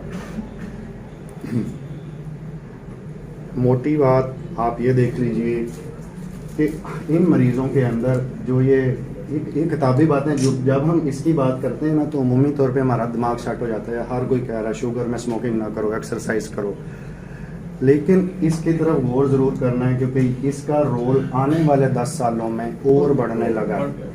दवाइयों के ज़रिए आप शुगर को रिवर्स करने की कोशिश की बजाय बगैर दवाइयों के शुगर को रिवर्स करने का है, और ये मेरा टॉपिक ऑफ इंटरेस्ट भी है, इस पर भी मैंने इंटरेस्ट पिछले दिनों वो एक और फाउंडेशन थी और वो बड़े इंटरेस्टेड थे इसमें कि बगैर दवाइयों के ब्लड प्रेशर और शुगर का कैसे किया जाए, वो भी इंटरेस्टिंग चीज़ है। SGLT2 इनहिबिटर्स का हमारे बचपन में नाम नहीं था, अब ये मेन स्टे हैं। रास ब्लॉकेज और एंटीप्लेटलेट थेरेपी, ये शुगर के लिए तो नहीं लेकिन ये पायरामिड कौन सा, ये बड़ा इंपॉर्टेंट है। व्हाट्स द माइलस्टोन, हम कहीं भी सफ़र कर रहे होते हैं, रास्ते में अगर कोई चीज़ नज़र ना आए तो हमें पता ही नहीं चलता कि हम उस तरफ जा भी रहे हैं कि नहीं। तो छोटे छोटे इशारे करना। इस्लामाबाद जाते हुए भेरा आता, सुकून होता है कि यार चलो चाय पीने हैं, थोड़ी देर से इस्लामाबाद आ गए, लेकिन बाज़ का हम आंखें बंद करके घोड़े की तरह भागी जा रहे हैं। इस तरह फ़ायदा नहीं होगा, हो सकता है हम डी ट्रैक हो जाएं। इसमें से एक चीज़ जो सी है सर वो HbA1c है। ये जो सी स्लाइड्स हैं, ये सारी की सारी स्लाइड्स की डीगो गाइडलाइंस होती हैं गुर्दे और डायबिटीज़ की, ये वहाँ से मैंने ली हुई हैं। तो ये डिस्क्लेमर है मेरी तरफ से कि ये मेरी बनाई हुई स्लाइड्स नहीं है, ये एक कंसेंसस है। इसके अंदर HbA1c 6.5 से 8 के दरमियान रखने का कहा जाता है। अब इसमें 6.5 किसका रखना है, 8 किसका रखना है, ये एक लंबी बहस है, लेकिन जो यंग स्टेबल विजिलेंट लोग हैं मैं चाहूँगा उनका 7 के करीब रखूँ। लेकिन अगर कोई बहुत फ्रेजाइल है, अकेला है, बच्चे बाहर कनाडा गए हुए हैं और बहुत सारे लोग ऐसे हैं, मुलाजिम उनका ख्याल कर रहे हैं, उनकी शुगर अगर लो होने का चांस ये है तो थोड़ा लीन। एल्डरली में लेस देन 8 एल्डरली के साथ सर उसका स्पोर्ट, सोशल स्पोर्ट को भी देखना, और ना उसके हाइपोग्लाइसीमिया के फीचर्स देखने वाला ही कोई ना हो तो वो मसला और इसी तरह हम यूजुअली 7 से नीचे रखते हैं क्योंकि 6 अगर आप ज़्यादा स्ट्रिक्ट तो हाइपोग्लाइसीमिया के चांसेस और बढ़ जाते हैं। और इसमें यह है कि मैं खुद अपने बहुत सारे पेशेंट्स का 7 से 6.5 के दरमियान भी रखता हूँ, अल्हम्दुलिल्लाह उन्हें कभी नहीं हुआ। लेकिन कैसे, हम भी कोशिश किन करते चॉइस से, किन दवाइयों से ये मुमकिन है, और अगर आपने इतना टाइट कंट्रोल रखना है तो कौन सी दवाइयाँ नहीं इस्तेमाल करनी, इसका जिक्र होना चाहिए। अच्छा एक चीज़ सर ये कि HbA1c कोई हदीस नहीं, ये बाइबल नहीं, ये हमें बेवकूफ़ बनाती है। तो ये कैसे बनाती है कि हम RBC से इसका ताल्लुक है ना, 3 महीने बाद देखते हैं ना, 120 दिन है ना जिंदगी RBCs की, लेकिन गुर्दे के मरीज़ का तो खून ही जल्दी ख़त्म हो रहा होता है, उसके RBCs तो 60 दिन 55 दिन पे भी मार रहे हैं, किसी के 30-35 दिन पे भी मार रहे हैं। तो फिर हम 3 महीने बाद क्या देख रहे हैं? इसका मतलब है कि हम HbA1c पे जब ज़्यादा एतबार करते हैं तो ये हमें बेवकूफ़ भी बनाएगी। बहुत advance in cases of CRI, बहुत एडवांस केसेस ऑफ CKD और डायलिसिस डिपेंडेंट पेशेंट्स के अंदर ये इतनी रिलायबल नहीं रहती। वजूहात सर साइंटिफिक हैं, आपके सामने भी है, मेटाबॉलिक एसिडोसिस होता है, हीमोग्लोबिन तो बार बार फॉल कर रही है, उसी के साथ तो HbA1c है। तो हम किसको देख रहे हैं? मैं किसी की एरिथ्रोपोइटिन ज़्यादा दे रहा हूँ, मैंने अचानक बहुत ज़्यादा देना कर दी, उसकी हाफ लाइफ बढ़ गई, HbA1c तब्दील, उसका ब्लड लॉस ज़्यादा हो गया, उसके पास पैसे नहीं थे एरिथ्रोपोइटिन के, उसने लगाना कम कर दी, HbA1c तब्दील। तो ये वो प्लेटफॉर्म है जो गुर्दे के मरीज़ में आके थोड़ा शेकी हो जाता है। और इस तरह की सिचुएशन के अंदर ब्लड ग्लूकोज मॉनिटरिंग ही असल जवाब है। और उसके अंदर उसकी फास्टिंग चेक कर ली। पाकिस्तान और थर्ड वर्ल्ड कंट्रीज़ की बात कर रहा हूँ, इनके अंदर हमारे पास ग्लूकोमीटर तो है, उससे जो चेकिंग हो रही है, अगर सुबह की शुगर उसकी अच्छी आ रही है और दिन की शुगर भी वो 1-2 दिन बाद चेक कर रहा है वो ठीक आ रही है, HbA1c मुझे गलत गाइड कर रहा है, तो I want rely in advance CKD on it, that is important. बाज़ मरीज़ों को, गुर्दे के मरीज़ों को मेरे पास आते हैं तकरीबन 3-6 महीने बाद, तो उन्हें कहा जाता है कि सिर्फ HbA1c करवाएं, डॉक्टर ने मना कर दिया, अब शुगर चेक करने की ज़रूरत नहीं। सर ये मुनासिब नहीं है, इसके बारे में इसमें जितने भी अनीमिक हैं, एक तो है ना CKD का अनीमिया है, वैसे भी अनीमिया जो भी हो, अनीमिक है, उनके भी जी बिल्कुल हीमोग्लोबिन ही कम है, बिल्कुल। तो HbA1c जो है, A1c हीमोग्लोबिन भी कम ही होगी। तो अनीमिया अगर साथ है तो फिर हम इसको रिलाई नहीं कर खातिन सकते। का अनीमिया अनीमिया होता ही नहीं है, 12-14 तक हीमोग्लोबिन है उसकी, फिर तो हम इस पर रिलाई कर सकते हैं कि उसकी पूरी हीमोग्लोबिन। जी सर, मैं इस बारे में अर्ज कर दूं कि जैसे मैंने पिछली ये स्लाइड में रखा कि आप अनीमिया की जब बात कर रहे हैं तो सिर्फ ये एक फैक्टर है, ब्लड ग्लूकोज की फ्लक्चुएशन, ट्रांसफ्यूजन, इथेरोपाइसिस, आयरन और मेटाबॉलिक एसिडोसिस, ये हर अनीमिक पेशेंट में मसले नहीं हैं। गुर्दे के मरीज़ में ये ढेर सारे मसले इकट्ठे होकर HbA1c की रिलायबिलिटी को रिड्यूस करते हैं। But you have a very valid point कि अगर किसी को परसिस्टेंटली अनीमिया है, थैलेसीमिया ट्रेट है, तो उसकी HbA1c तो कम रहनी है, उसे सिड्रोब्लास्टिक है, उसको क्रोनिक इन्फ्लेमेटरी बाउल डिजीज़ है, उसका B12 फोलिक एसिड लॉस रहता है, उसे मैक्रोसिटिक अनीमिया, उसमें भी प्रॉब्लम आएगी। And we have to be mindful. So इसके लिए जो मैंने ये तस्वीर लगाई इंटरनेशनल, यूजुअली हम तो ऐसा करते हैं कि पेशेंट को एक हफ्ता 10 दिन का चार्ट देते हैं, बिल्कुल ठीक है सर, एक फास्टिंग चेक करें, एक 2 आवर्स पोस्ट पैंडियल डिफरेंट टाइमिंग्स पे, बिल्कुल उससे हमें आइडिया हो जाता है कि वाकई इसकी कंट्रोल है या HbA1c हमें मिसगाइड तो नहीं कर रहा है। बिल्कुल। इसके बारे में सर मेरी रिक्वेस्ट ये होती है कि वो पेपर की बजाय उन्हें कहें छोड़ दें इस साइंस को, बच्चों की एक कॉपी लें जिसमें 100 पेजेस हों, अच्छा। और जिस डेट को चेक करें, जिस टाइम पे करें, उस पर लिखते जाएं, वो सफ़े घुमा देते हैं, वो कॉपी जो सी है ना उनकी पूरा साल चल जाती है। नहीं, वो तो हम देखते हैं कि इसकी डोज एडजस्ट करने के लिए या ठीक जा रही है या जी सर, मैं अर्ज कर रहा हूँ लॉन्ग टर्म में ठीक है, लॉन्ग टर्म में एक सेंट देखिए, ये जो सर ये अंग्रेज़ों ने हमारे दोस्तों ने बनाया हुआ है, वो एक पुर्जा लग जाता है, ब्रेक नहीं करना पड़ता, वो सिर्फ बटन दबाते हैं तो उसी वक्त वो जिस्म की ग्लूकोज बना देता है। अब हमारे पास ये डिवाइस अभी है नहीं,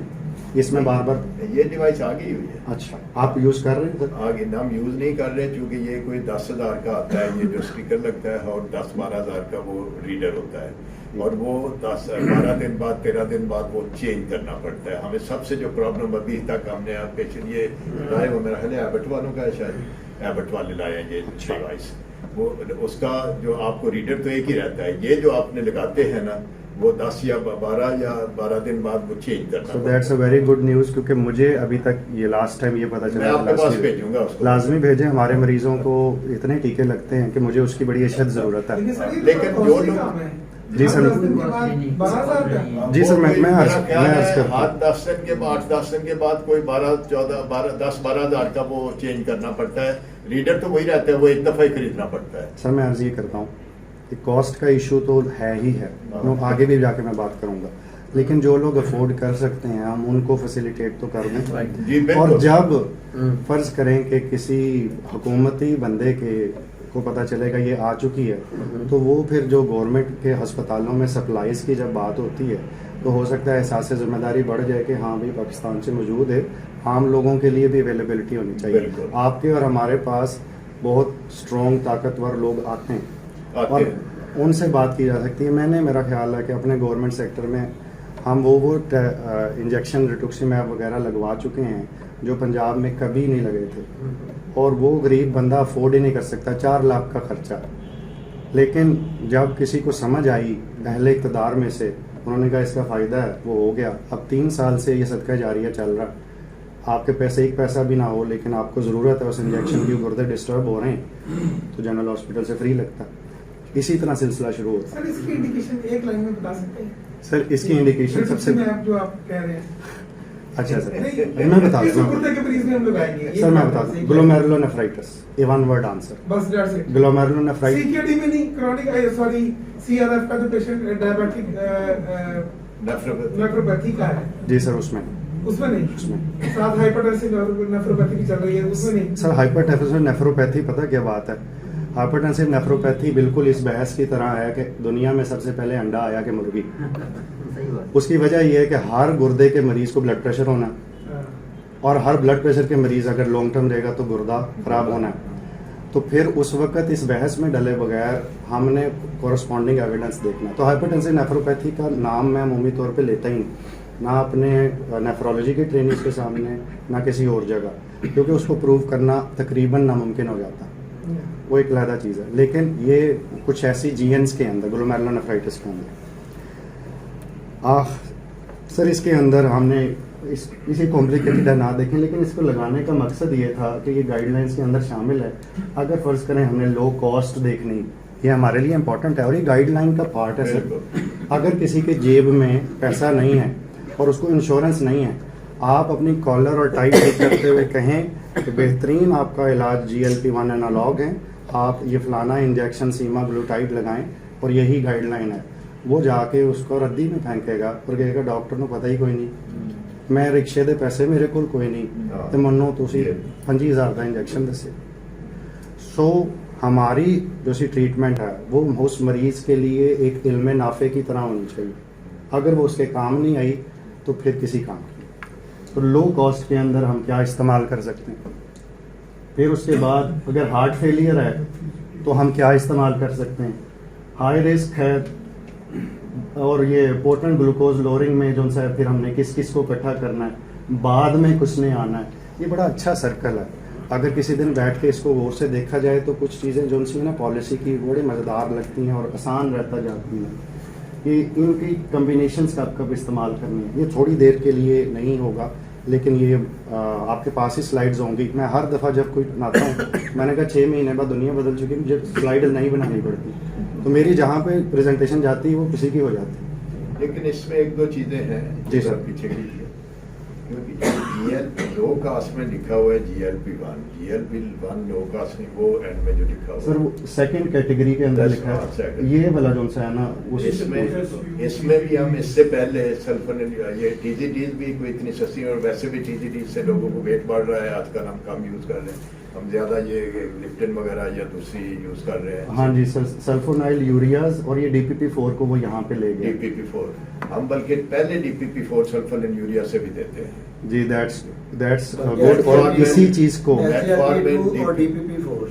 मेटफॉर्मिन DPP-4, फिर हम यूजुअली आजकल जो ये आई हुई है ग्लिप्टेंस है, बिल्कुल ठीक है सर, इसी पे बात करनी है। ये रिकमेंडेशन है सर जो सी लेटेस्ट गाइडलाइंस की है KDIGO की, कि आपने जो सबसे पहले स्टार्ट करना है वो मेटफॉर्मिन है। लेकिन मेटफॉर्मिन का मसला ये है कि इसको ऊपर बड़ा एक इल्ज़ाम लगा हुआ है हमारी नस्लों से कि ये गुर्दे के मरीजों में नहीं देनी, और अभी भी ऐसा ही है। ये लिखते हैं जनाब 45 ml से ऊपर GFR हो तो दें, 45 से नीचे आ जाए तो डोज कम कर दीजिए, और जब 30 से नीचे आ जाए तो ना दें। ये गाइडलाइंस इन्होंने लिखी हुई हैं अभी भी KDIGO में, लेकिन नीचे एक जुमला लिखते हैं बड़ा इंटरेस्टिंग। वो जुमला ये है कि this evidence and recommendation is not based on a Meta analysis. और मैं इसमें यहाँ पे तवज्जो दिलाना चाहता हूँ कि मेटफॉर्मिन को जो बदनामी मिली वो असल में इसके आबाव अजदाद की वजह से मिली जो फेनफॉर्मिन थे। फेनफॉर्मिन 1960s के अंदर इस्तेमाल होती थी और मेटाबॉलिक एसिडोसिस करती थी, उसके और भी साइड इफ़ेक्ट्स थे, अब वो यूज़ नहीं होती। Metformin does not cause that much problem. मेरे अपने बहुत सारे पेशेंट्स हैं जो CKD5 में हैं, यानी डायलिसिस तक पहुंचे हुए हैं, लेकिन अगर वो स्टेबल हैं तो उनको मेटफॉर्मिन आप उसमें रिकमेंड करें? मैं सर उसकी तरफ ही अच्छा। और इसकी वजह यह है कि सर अगर थोड़ी देर के लिए, मैं ये क्यों कह रहा हूँ, अगर फ़र्ज़ करें टाइप 2 डायबिटीज़ है क्या, ये टॉपिक में तो नहीं था लेकिन ये बहुत इंपॉर्टेंट पॉइंट है। टाइप 2 डायबिटीज ये है कि इंसुलिन टाइप 1 है इंसुलिन डिपेंडेंट, टाइप 2 है इंसुलिन रेजिस्टेंस। यानी जो टाइप 2 के आधे मरीज ऐसे होंगे कि आप उनका फास्टिंग सी पेप्टाइड लेवल्स करवाएंगे तो आप मुझसे ज़्यादा आएगा। इसका मतलब है इंसुलिन की प्रोडक्शन का मसला नहीं, उसे काम ही नहीं करने दिया जा रहा। अगर इंसुलिन रेजिस्टेंस का मसला है तो मेटफॉर्मिन तो इंसुलिन रेजिस्टेंस में हेल्प करती है ना। अगर दूसरी चीज अर्ज ये है कि इंसुलिन जब ज़्यादा होती है और इंसुलिन रेजिस्टेंस सिंड्रोम होता है तो उसके नतीजे में इंसुलिन के दो पाथवेज हैं। अगर बोर हो जाए तो मुझे बता दीजिए, लेकिन ये इंपॉर्टेंट है। दो पाथवेज हैं, एक मैप के पाथवे, एक PI3 के पाथवे। मैप के पाथवे जो सा है वो बुरे वाला है, जैसे गुड कॉप बैड कॉप नहीं खेलते वो अंग्रेज। PI3 के पाथवे जरा अच्छा पाथवे। जब इंसुलिन रेजिस्टेंस होती है तो PI3 के पाथवे जिसने खून की नालियां खोलनी है, जिसने हेल्पिंग करनी है, वो चुप हो जाता है। लेकिन मैप के पाथवे जिसने वजन बढ़ाना है, जिसने खून की नालियों को तंग करना है, जिसने एथेरोस्क्लेरोसिस करनी है, वो काम करता रहता है। इसके नतीजे में हो गए ये शुगर ठीक नहीं हुई, लेकिन इंसुलिन जितनी ज़्यादा मैप के पाथवे उतना काम खराब करेगा, उतने MI के चांस, उतने हार्ट के, उतने एथेरोस्क्लेरोसिस के चांस। अब ऐसे पेशेंट को अगर हम सिर्फ इंसुलिन दे रहे हैं तो हम क्या करें? ऑलरेडी अंदर इंसुलिन ज़्यादा है, एक वक्त आएगा कि वो डिप्लीट हो जाएगी, फिर ओरल हाइपोग्लाइसेमिस काम नहीं करते। लेकिन हम कितनी दफ़ा ये चेक करते हैं कि यार इसके इस टाइम इंसुलिन रिजर्व कितना। अगर उसके अंदर नॉर्मल से भी ज़्यादा इंसुलिन है तो फिर इंसुलिन नहीं डालनी, फिर सेंसिटाइजर डालना, जैसे सर ने कहा। और दैट इज़ वेरी इंपॉर्टेंट, क्योंकि बहुत सारे एडवांस, मैं डायबिटिक सेंटर में जब मेरे मरीज़ कई दफ़ा जाते हैं, अब मैं अपने एडवांस CKD के किसी पेशेंट को डायबिटिक सेंटर नहीं भेजता, क्योंकि वहाँ इनवेरिएबली क्या होता है, गाइडलाइंस में जैसे लिखा है मेटफॉर्मिन बंद कर दो, ये दवाइयाँ बंद कर दो, सिर्फ इंसुलिन इस्तेमाल करें। अच्छा, उससे क्या होता है सुने, मरीज़ ने इंसुलिन लगाई, अभी कितना आया सर, उसके बेटे ने कहा कि 250 आया, चलो ज़्यादा हो रही है, ज़रा ज़्यादा लगाओ। अगली दफ़ा कम हो गई, अरे बेटा कम हो गई, अब ना लगाना। सुबह देखी ज़्यादा हो गई, फिर उसने थोड़ी ज़्यादा लगा दी, शाम को देखी कम हो गई। ये बच्चों का सीसा का खेल है और ये सारी उम्र नहीं रुकता। और मरीज़ कहते हैं मेरी शुगर तो कभी उत्ते तो कभी थल्ले, और मेरी शुगर ऐसे ही रहती है। ये यकीन पैदा करने में हमारा रोल है। उसका मर्ज समझिए, उसकी टाइप 1 डायबिटीज़ है, टाइप 2 है या ब्रिटल डायबिटीज़ बन गई, उसके लिहाज से फोकस करना है कि उसे इंसुलिन सेंसिटाइजर जब तक मिलेगा नहीं, उसकी शुगर स्टेबल नहीं होगी, वो स्पाइक करती रहेगी और मरीज फ्रस्ट्रेट हो जाता है। और से मैं टीका भी लाई जाना, शुगर फिर कंट्रोल नहीं होगी। दूसरी चीज़ sir, SGLT2 inhibitors. SGLT2 inhibitors का जिक्र बहुत ज़्यादा है।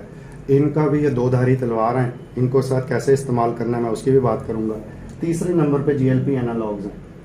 अब ये 3 रिकमेंडेशंस क्या हैं, जो किताबी रिकमेंडेशन है, जो फूडिंग पेशेंट्स में हम डाल सकते हैं, वो मेटफॉर्मिन है, फिर बात ना बने तो साथ ऐड भी की जा सकती है SGLT2, और फिर साथ ये जो सी GLP-1 एनालॉग्स हैं वो, फिर ये DPP-4 इनहिबिटर्स जिसको हम ग्लिप्टिन्स कहते हैं, सारी ग्लिप्टिन्स इसके अंदर आ जाती हैं।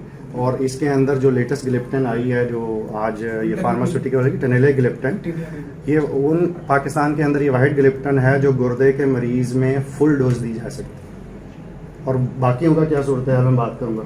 सल्फोनाइल यूरिया सर, जब से मेरा ख्याल बचपन चल रहा तब से हम जानते हैं। और थायाजोलिडिनिडायोन्स, इनको हम कितना इस्तेमाल करते हैं ये भी हम सबको पता है।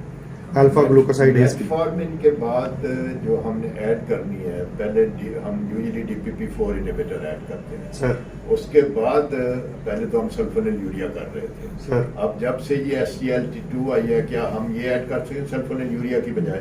सर इसके अंदर मैं यही अर्ज कर रहा हूँ कि नंबर 1 पे ये था, पहले सर ये ऊपर हुआ करता था ना, मेटफॉर्मिन के बाद अब दूसरी डालनी SGLT2, not sulfonyl urea, not DPP-4। अच्छा, ये सेकंड प्रेफरेंस है। ठीक। और तीसरे नंबर पे ये है। अब ये चूंकि ये इसका जरा थोड़ा लिमिटेड है प्राइस की वजह से, कॉस्ट मैं इसके लिए स्लाइड रखी है सर, और ये कॉस्ट पे ही बात करेंगे सर। सर एक चीज़ है, मेटफॉर्मिन के बाद आप कह रहे हैं कि सुपर एडिट हम ये जी सर। SGLT2 देंगे या उसको छोड़ देंगे? नहीं सर, मैं एड ऑन की बात कर रहा ऐड हूँ। ऑन। मेटफॉर्मिन वो बुनियादी ब्रिक है जो रहेगी सेंसिटाइजेशन में। ठीक। अच्छा सर, मेटफॉर्मिन के ये कॉम्प्लिकेटेड स्लाइड है और इसके नीचे, क्योंकि मैंने ये खुद कभी याद नहीं कि मैं मोटा सा आसान करके बता देता हूँ, इसके नीचे जुमला लिखा होता है हर साल जब ये अपडेट होती है कि none of the Meta analysis completely sports, ये कैटेगरी ई ओपिनियन में आती है, एक्सपर्ट ओपिनियन। बहुत सारे ऐसे आर्टिकल्स आपको मिलेंगे जो कहेंगे मेटफॉर्मिन ना तो इतना ज़्यादा मेटाबॉलिक एसिडोसिस करती है, ना ये ज़्यादा रीनल फेलियर करती है, आप देते रहें। बहुत सारे आर्टिकल जो इसके खिलाफ भी हैं जिनकी वजह से ये बना। ये कहते ये हैं सर कि अगर आपका GFR 60 से 30 के दरमियान, 60 से ऊपर है तो मसला ही कोई नहीं ना। अगर 30 से 60 के दरमियान है तो आप ज़रा ख्याल करें कि इनिशियल डोज 500 से 850 करें, फिर उसको आहिस्ता आहिस्ता टाइट्रेट आप करना है, 7 डेज के ऊपर आप बढ़ाते जाना है, अचानक ना बढ़ाएं।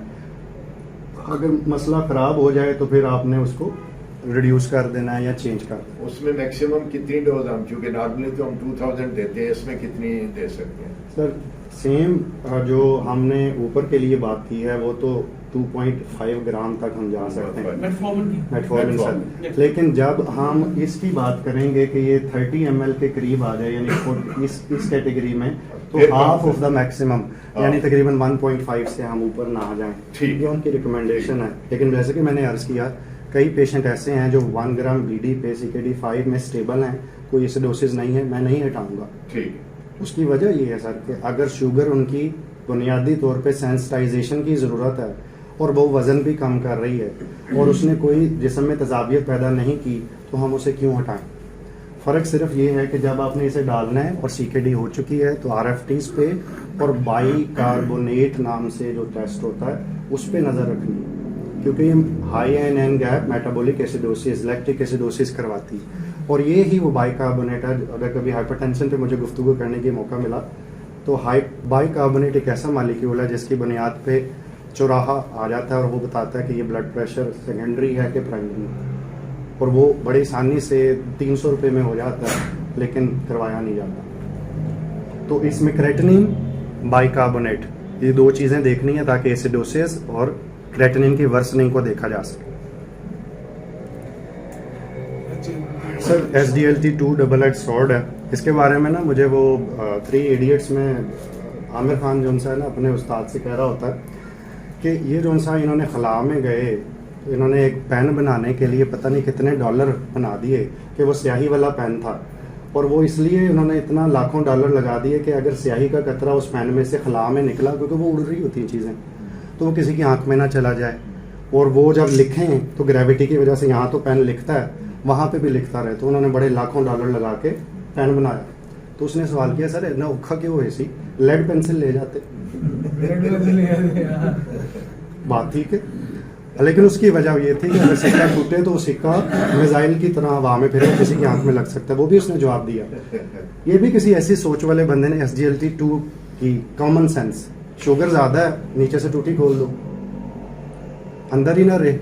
It's such a simple and beautiful concept कि यूरिन के अंदर जहाँ से शुगर ने लीक होना है वहाँ से आप उसके सुराख कर दें and the diabetes will go away through the urine. So ये भी बड़ा ही सिंपल कंसेप्ट है। जब से GLP की बात करूँगा उसमें साइंस है, ये बड़ी कॉमन सेंस है, और पर्सनली मुझे इसका मैकेनिज्म बड़ा इंटरेस्टिंग लगता है। इसमें UTI की फिर ज़्यादा चांसेस बढ़ जाते हैं। जी सर, मैं उसी के बारे में बात। अच्छा sir, meeting with individualised targets, इसके बारे में भी अगर आप इसको ना याद करें और मैं इसको थोड़ा सा आसान कर दूं, वो ये कि जो SGLT2 इनहिबिटर्स हैं, इनके अंदर अगर किसी पेशेंट को पाइलोनेफ्राइटिस है, उसके गुर्दे में पथरियां हैं, उसका प्रोस्टेट बढ़ चुका हुआ है और वो बार बार ऑब्स्ट्रक्शन का शिकार हो रहा है, अगर उसके ब्लैडर में ढेर सारा शुगर जाएगी तो जरासीमों की मौज हो जाएगी।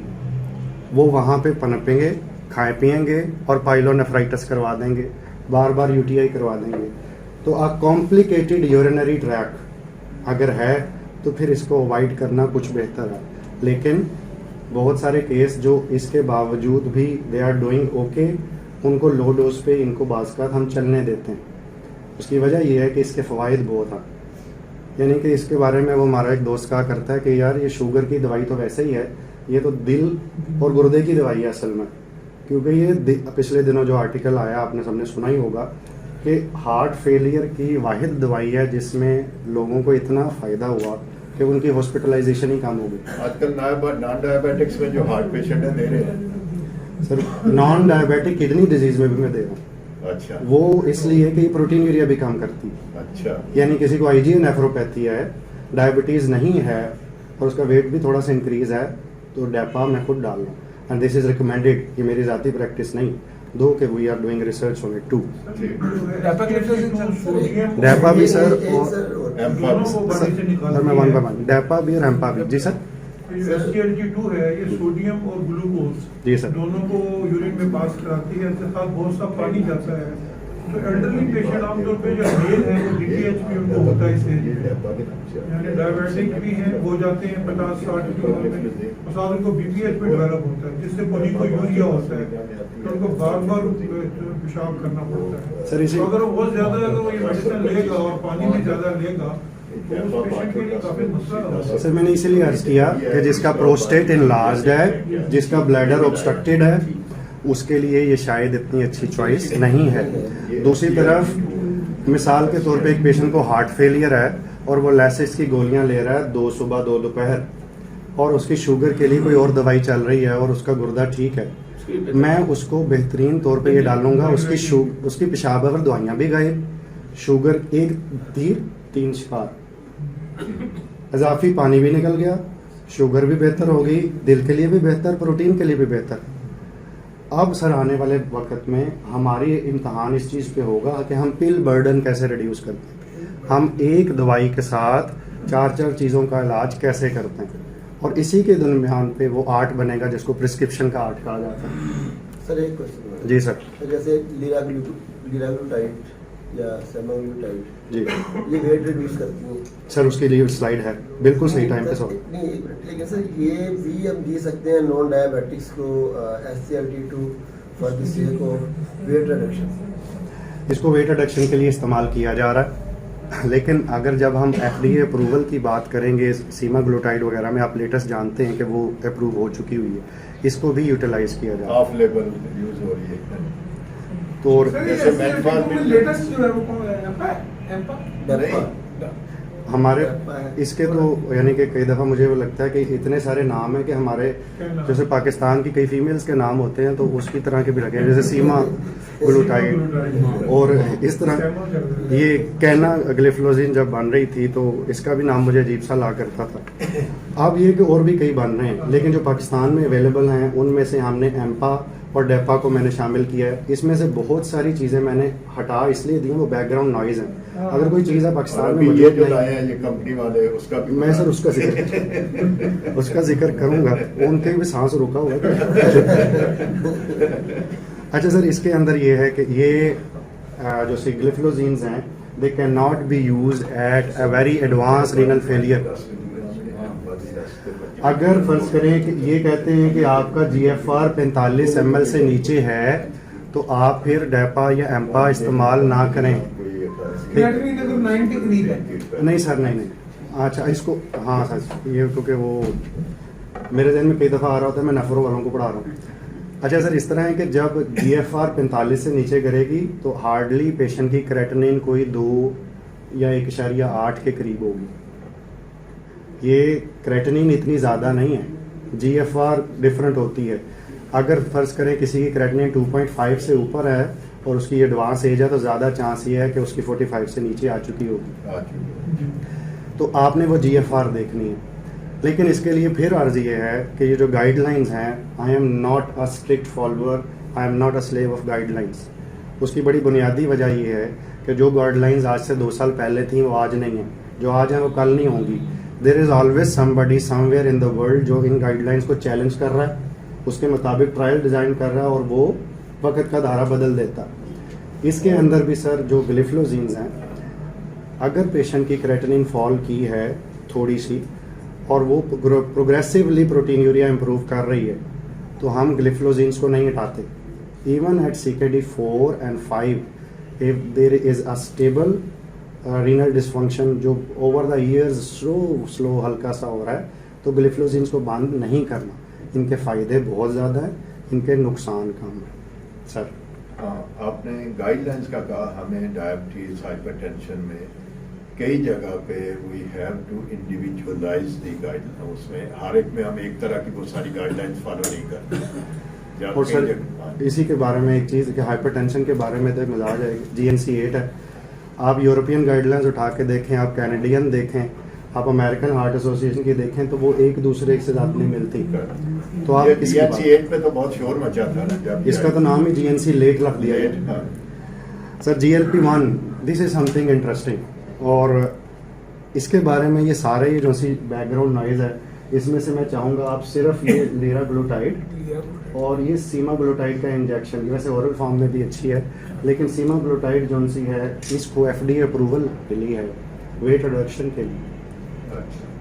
ओजेम्पिक के नाम से, पता नहीं पाकिस्तान में लॉन्च हो गई, मुझे अभी किसी ने बताया, और होने वाली थी। वो मैम को एक्चुअली उसकी कल थी, वो उनके जो स्पीकर थे बाहर से आ रहे थे, कल इसकी लॉन्चिंग थी, ये 20 को 19 या 20 परसों, लेकिन वो उनको कोरोना हो गया है। जो स्पीकर थे वो UK से आ रहे थे, कोई गोरा था, चलिए सर अल्लाह से इसकी वजह से वो पोस्टपोन हो गई है। सर इसका मतलब है सीमाग्लूटाइड थिन लीन डायबिटिक्स में नहीं दी जा सकती? नहीं सर, मैं इसी की वजह से, अगर इंटरेस्ट है और नींद नहीं आ रही तो मैं GLP-1 के बारे में कुछ बात बताना चाहता हूँ which will be very interesting. GLP-1 करता क्या? GLP-1 ये सारे एनालॉग हैं।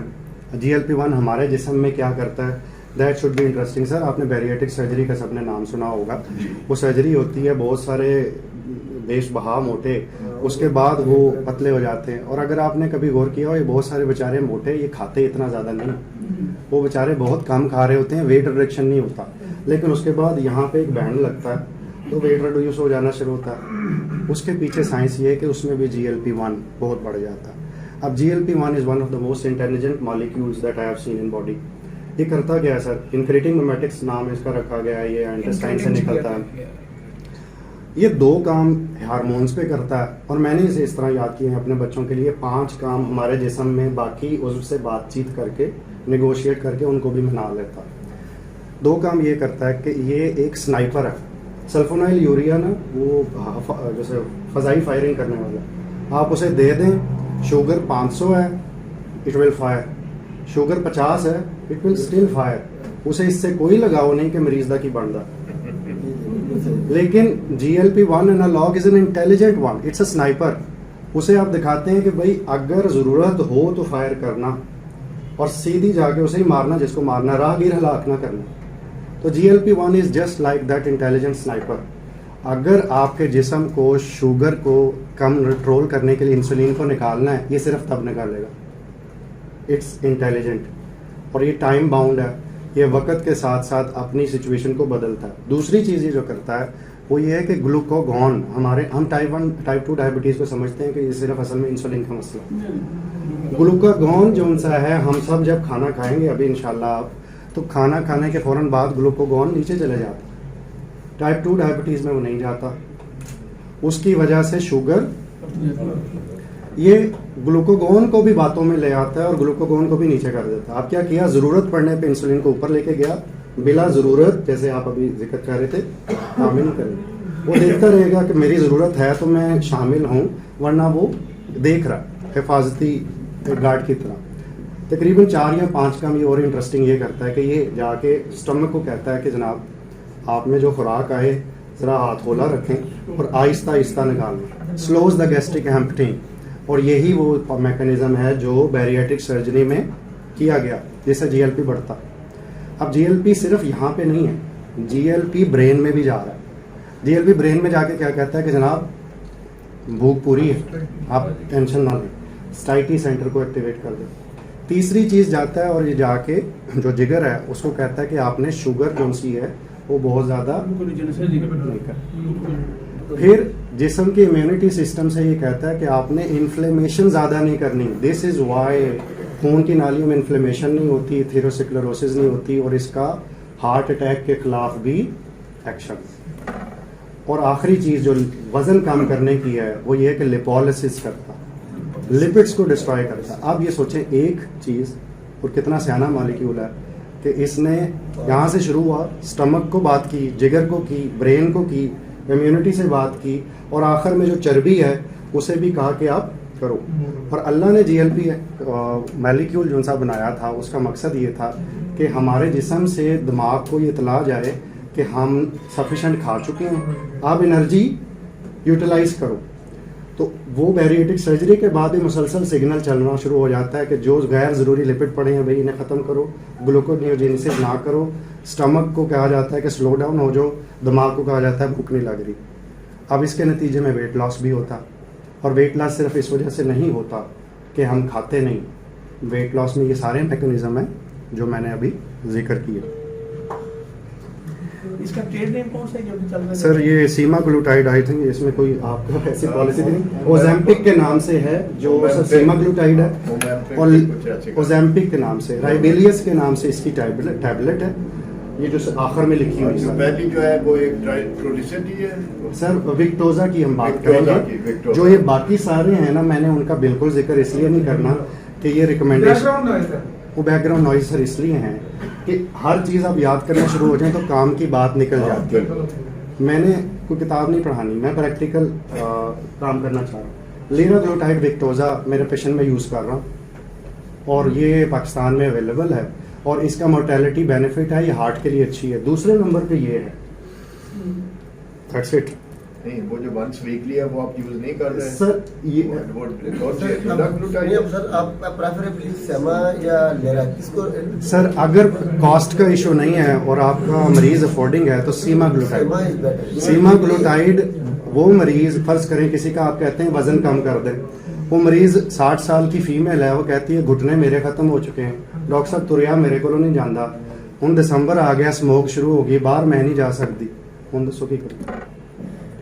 ऐसे पेशेंट्स के अंदर वेट रिडक्शन के लिए this is a blessing, and इसको इस्तेमाल करने में एक कैच है, वो मैं जिक्र करना चाहूँगा, लेकिन वो मैं अगली स्लाइड के बाद करता हूँ। सर ये सीमाग्लूटाइड टैबलेट का जरा नाम बता दीजिए। सर ये ओरल फॉर्म में राइबेलियस जो सी है, मेरा ख्याल है भी पाकिस्तान में शायद लॉन्च पाकिस्तान सिर्फ इंजेक्शन आया है ओजेम्पिक के नाम से सर। ओजेम्पिक के नाम पे, लेकिन अभी टैबलेट्स नहीं आई, बाहर अवेलेबल है। सर इन दोनों को कंपेयर करेंगे, ये जो इंजेक्शन और टेबलेट, इनकी एफिकेसी और जो है पेशेंट के लिए एक्सेप्टेबिलिटी। अच्छा सर, जो मसला ये है कि ये वाला जो सा सवाल है, इस सवाल का जवाब तब मैं बता सकूं कोई ऐसा पब्लिक सेटिस्फेक्शन का ट्रायल हुआ हो जिसको एक को गोली मिली और एक को इंजेक्शन मिले हों और उन्होंने एक दूसरे से पूछा हो कि आप कौन सेटिस्फाइड है।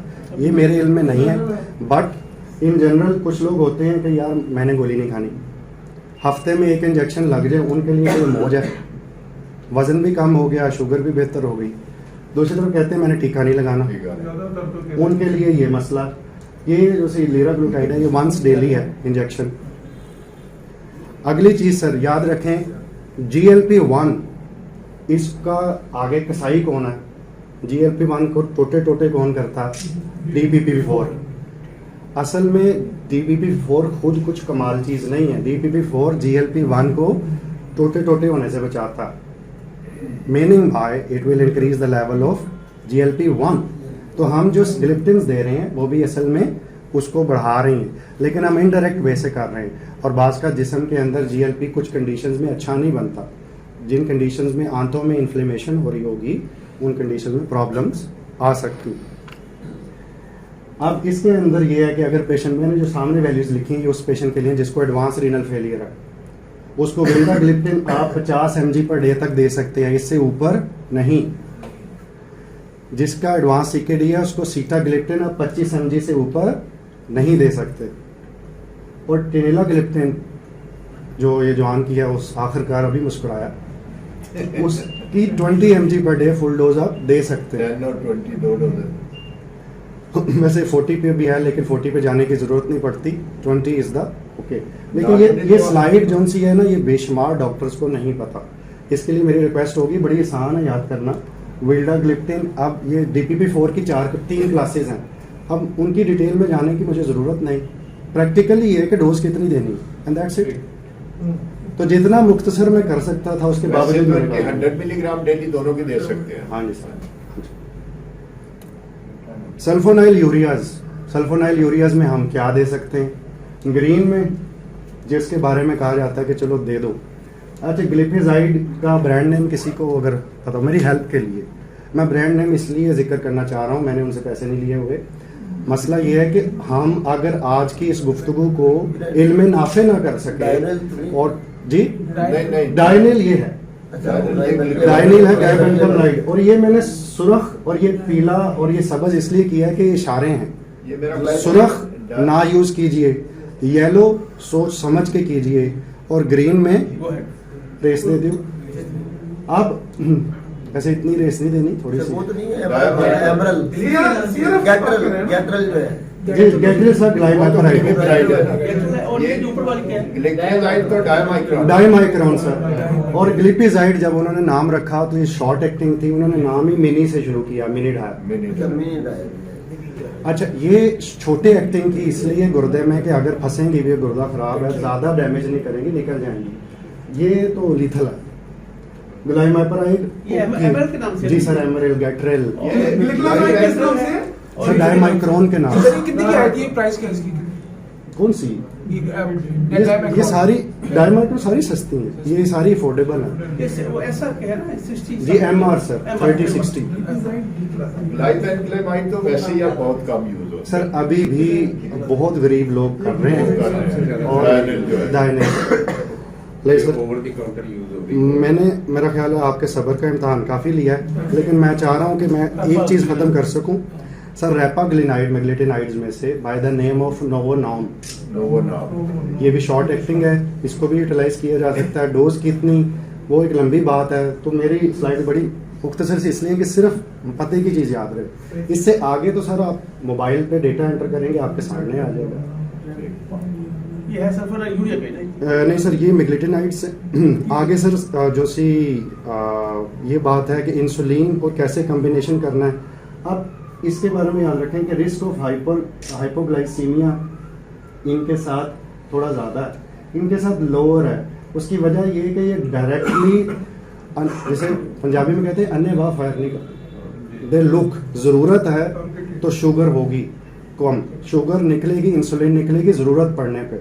लेकिन अगर ऊपर वाले करेंगे दे विल फायर, उन्हें इससे कोई लगाव नहीं कि मरीज़ की ज़रूरत कितनी है। उन्हें क्या, मुझे हुक्म हुआ है, मैंने नहीं छोड़ना, बीटा सेल्स से इंसुलिन निकलेगी निकले। तो अब ट्रेंड इज टुवर्ड्स दीज, ये जो से हैं इनका ट्रेंड्स आहिस्ता आहिस्ता कम होगा, क्योंकि ये जो है टारगेट किलर्स हैं। टारगेट किलर से मुराद ये कि नहीं सर, मैं आपकी बात स्नाइपर के लिहाज से बिल्कुल ठीक, स्नाइपर के लिहाज से बिल्कुल ठीक। सर आखिर में ये स्लाइड डालने का मकसद ये था कि इस चीज़ को मुझे मेरा ख्याल सर से शेयर करने की ज़रूरत नहीं। Diabetes is a multi disciplinary disease. इसके अंदर अगर मैं अपने डायबिटिक पेशेंट खुद डील कर रहा हूँ, उसकी वजह यह है कि मुझे बहुत ज़्यादा प्रॉब्लम फेस होती है, और बास्केट इंसुलिन पे जो हमारे एडवांस सीकेडी पेशेंट को अकेला कर दिया जाता है कि आप स्लाइडिंग स्केल पे लें, सिर्फ आर लें, वो 90% नाकाम होता है, 10% में कामयाबी होती है। और उसके लिए तो कोशिश करनी है कि मरीज़ का मर्ज समझें, उसके इंसुलिन के लेवल्स देख लीजिए। अगर उसके इंसुलिन के लेवल ख़त्म हो गए हैं तो वो टाइप 2 से टाइप 1 बन चुकी, अब तो इंसुलिन देनी पड़ेगी। लेकिन उसका असल मर्ज है क्या था? रेजिस्टेंस। जब तक आप इंसुलिन के साथ उसकी रेजिस्टेंस ठीक नहीं करेंगे, उसका मसला तो ठीक नहीं होगा। इसके लिए देखने के लिए क्या हमें वो कोई सी पेप्टाइड वगैरह हेल्प कर सकते जी हैं? सर, बिल्कुल देखने कर के लिए ये किस स्टेज पे करवाने चाहिए वो? सर मैं करवाता हूँ, जब भी मेरे पास पहली दफ़ा पेशेंट आए या उसकी शुगर बाद में अचानक ख़राब होना शुरू हो जाए, आई सी एट दैम, क्योंकि उसी की बुनियाद पर फैसला होगा कि बीटा सेल्स अभी कोप कर रहे हैं कि नहीं। Differentiation of insulin resistance syndrome with exhaustion of beta cells, वो सर इसी की बुनियाद पे है। सी पेप्टाइड कराएं। सर अगर किसी की क्रेटिनिन 9 के करीब है सर, तो उसमें एंटी हाइपरटेंसिव जो है, ये डिल्टायाज़म हर्बेसर जो है, ये कैसा है? इट्स फाइन, मुझे कोई इतराज़ नहीं, लेकिन मैं हाइपरटेंशन में अगर मुझे मौका मिला तो मैं चाहूँगा कि इसमें बता सकूँ कि diltiazem is not a strong antihypertensive. Diltiazem को अगर मैं ताकत के लिहाज से देखूँ तो ये जो सी 9-हाइड्रोपायरिडीन और डायहाइड्रोपायरिडीन, चलो उन नाम को भी छोड़, नेफिडिपिन और अम्लोडिपिन के अगेंस्ट ही ताकतवर नहीं। बट इसका फ़ायदा किसको होगा? स्मोकर है जिसको बीटा ब्लॉकर नहीं दे सकते, तो उसका नेगेटिव जो सा क्रोनोट्रॉपिक इफेक्ट है वो आपको हेल्प देगा, उसका दिल की रफ्तार तेज़ नहीं होगी, उसे बीटा ब्लॉकर नहीं देना पड़ेगा। सो अगर किसी का बीपी अनकंट्रोल्ड है, रेयरली फेवर डिल्टायाज़म आपको बहुत अच्छा रिजल्ट दे, लेकिन काम में स्पोर्टिव रोल ज़रूर है। ये लीड रोल में नहीं आती। सर इसमें 9 क्राइटेरियन पे डायबिटिक नेफ्रोपैथी भी है और हाइपरटेंशन भी है, और हाइपरटेंशन जो है ना अनकंट्रोल्ड है, मतलब हाँ। लेता है 90 मिलीग्राम सुबह भी ले रहा है बंदा, शाम को भी ले रहा है, और फिर भी उसका 150/110 रह रहा है। तो फिर इसमें आप क्या रिकमेंड करेंगे, सर- कौन सा एंटी हाइपरटेंसिव रिकमेंड करेंगे? और सीएरा सर मैं उसके लिए कोशिश करूंगा कि उसको, अगर उसकी कोई कॉन्ट्राइंडिकेशन नहीं है तो नेफिडिपिन, लरकेनिडिपिन, फिलोडिपिन ये पाकिस्तान में मौजूद है, और एमलोडिपिन भी मौजूद है। उसके साथ बीटा का कम्बिनेशन, प्राइजोसिन, डोक्साजोसिन जो अल्फा ब्लॉकर्स हैं, और इसके साथ सर हमारे पास methyldopa, there is a whole range. ये पूरा टॉपिक ऑफ लेकिन इंटरेस्ट। एमलोडिपिन इनको 5 ARB मिलीग्राम इसमें सिर्फ बता दें एमलोडिपिन का। एमलोडिपिन सर मैं कम यूज इसलिए करता हूँ, आपने एमलोडिपिन दी, बीपी ठीक हो गया, 3 दिन बाद पूरी फैमिली पैनिक करके आई, सर पैर सूज गए ना। अब उसके बाद उसका बीपी ठीक हो गया तो पहले अब टेंशन से फिर बढ़ गया। उसमें ये है कि हमने- so you have to differentiate between two sir. There is a concept जो हमारी बुक में नहीं लिखा हुआ था, वो हाइपरटेंशन की स्पेशलाइजेशन करके, या क्या हो गया? जो हाइपरटेंशन की स्पेशलाइजेशन करने के बाद मुझे पता चला कि we have to differentiate between salt sensitive and salt resistant hypertensives. उससे सर पता चलता है कि किसको डालेंगे तो एनो सूझ जान, और किसको डालेंगे तो ये नहीं सूझेगा। And that's a very interesting topic, और वो कैसे पता चलता है वो भी इंटरेस्टिंग है। उसमें हम तो ये सर इसमें आपने क्या ऑब्जर्वेशन एमलोडिपिन नहीं देना तो क्या देना है? सर मैं नेफिडिपिन का जिक्र कर रहा हूँ, एडालेट दे दें, नेफाइन सीसी दे दें 30 mg, साथ थोड़ा सा बीटा एड्रेनालिन कितने मिलीग्राम?